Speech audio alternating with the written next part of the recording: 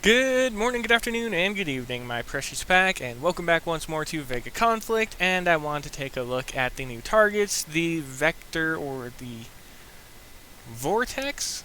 What are they called? Let's see here real quick. The Vortex 109 and the 111. I already sent two of my ships out, well, fleets out. One that I'm going to poke them with and scout to see exactly what the damage values of the ships are, what they're using, and things like that. And then to poke them with my Leviathan, which, as far as I'm aware, is going to be destroyed. Now, it'll be against the 111. The 109 target shouldn't be too bad. But let's go ahead and let's jump out to the Corvette fleet and poke one of the 109s first. Okay, let's go ahead and let's take a look at what the target consists of. 4 daemons, 2 vectors, an operator. Okay, so it's basically the same thing for all 3 sets. It's 4, 2, and 1. Okay, do I see white in there? I kind of do. Okay, so let's assume that they have blight immunity. I need to check the damage values of... Okay, that one right there hit.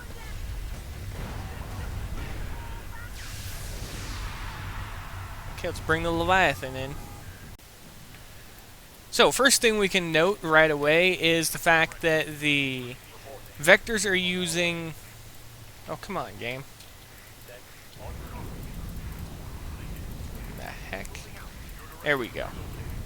So first thing we can note is the vectors are using a... Come here, little buddy.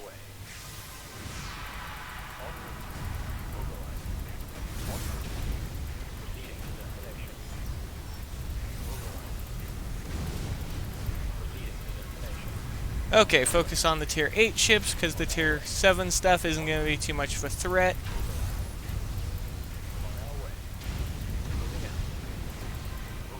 Okay, well that was fairly quick and easy.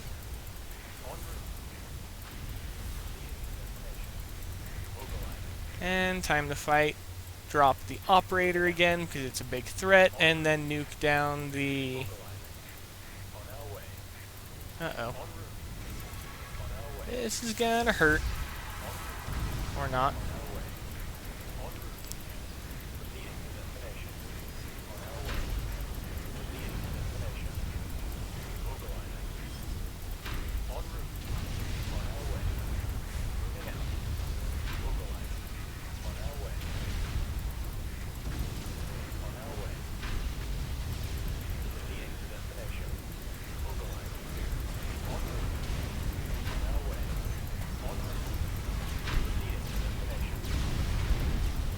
Okay, not too much worse than what I expected, so I can expect the 111s to be over the top.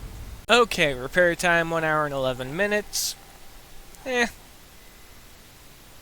completely okay with that, honestly. Now, depending on the amount of screens that the 111 has and how quickly it regens, I'm most likely just going to be able to overpower it, as you just saw with the previous one, just crush them. However, I've heard a very large amount of... Well, I've heard a lot from a bunch of people that they have a stupidly high amount of damage output, so we'll have to wait and see. Let's go ahead and let's jump over to the small pups fleet, and let's take a look at the 111 to see if there's any more ships in it, or anything like that, or if there's anything I should be concerned about. Okay, any new ships to be concerned about? No, there is not. It's still 412, 412, 412. Okay. I want to pay attention to them phasing. Do they have yellow, orange, blue, white? Okay, so they do have blight resistance on them and not the tier 8 stuff. So this tier 8 stuff will be the weakness again. And let's go ahead and let's just start strafing towards them so they can start getting the hits off. Let's see here. Alright, so they hit fairly hard. I don't know how many Novas they have there. Okay, barring any mess-ups or mistakes right off the bat, let's go ahead and let's set the fleet up again. Focus the the operator. Should all be elite, right? Close enough. I want to drag the fleet out to the outer edge, and I want to engage them from the outside of the map. I actually want to be rushing them because I need to overpower the charge rate, destroy that one.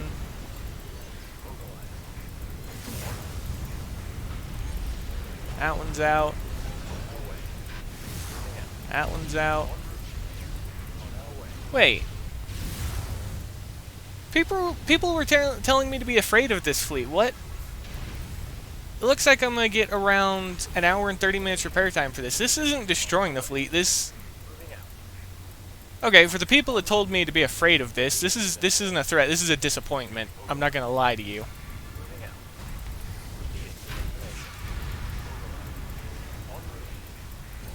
Okay, let's get the one in the fog first, because I just lost all my ablative like a scrub. Okay, that one's gone. Focus on the next one. Okay, there's where you take all the damage when you lose your ablative. That's completely fine by me, though. Keep moving, keep focusing on the tier 8 stuff.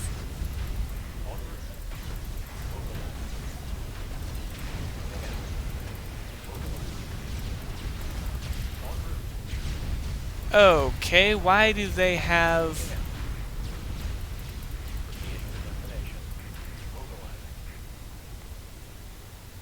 Okay, I'm gonna have to watch that back because I want to actually take a look at... Where did... I blinked and I took a bunch of damage. I know I lost my ablative, but that... Did I take most of that from the operator? I'm gonna have to watch that back and then commentate a second time on that fight because I'm curious as to where that came from, but that was over 4 hours repair time, or close enough. So it went from 1 hour and 15 minutes, and my estimated off of the first two portions of the fight of only an hour and 30 minutes up to 4 hours, so yeah, that one hurt for sure.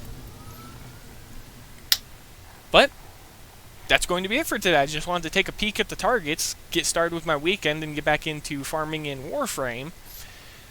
And good news for everyone that's curious. I should have enough taken care of, and shortly, to buy the new graphics card for the new computer build, and then I'll be able to start setting it up, and we'll be able to bring other games to the channel as well. So Ark and things like that will be coming back, just to mess around with, as well as a few other RTS games such as StarCraft 2 in full force and everything like that, because the new computer will be more than capable of recording it. So, for now everybody, don't do what I just did, because that was a mistake and a half, but ultimately hilarious at the same time.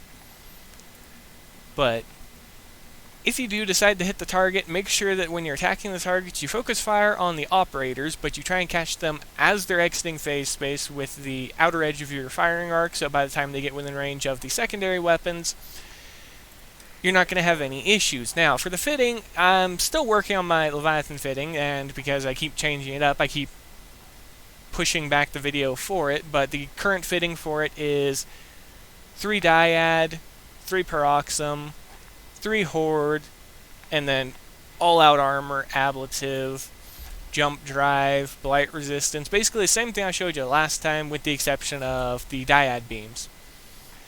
I was just trying them out because I wanted to see how they would do, but all I have to say is if you can actually stay on top of the AI fleet in that fight, I think you would be able to overwhelm them. But I'm going to go ahead, I'm going to cut and quickly start editing so I can get on to the secondary commentary, because I want to see exactly what happened in the 111 in a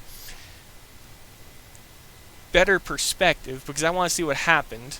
I want to break it down a little bit to see what could have been done differently and what could have been done better to prevent that from happening, because that was just a obscene amount of damage, and again, that seemed like it was going to be about an hour and 30 minutes of repair time for that fight, if not an hour and 40 minutes.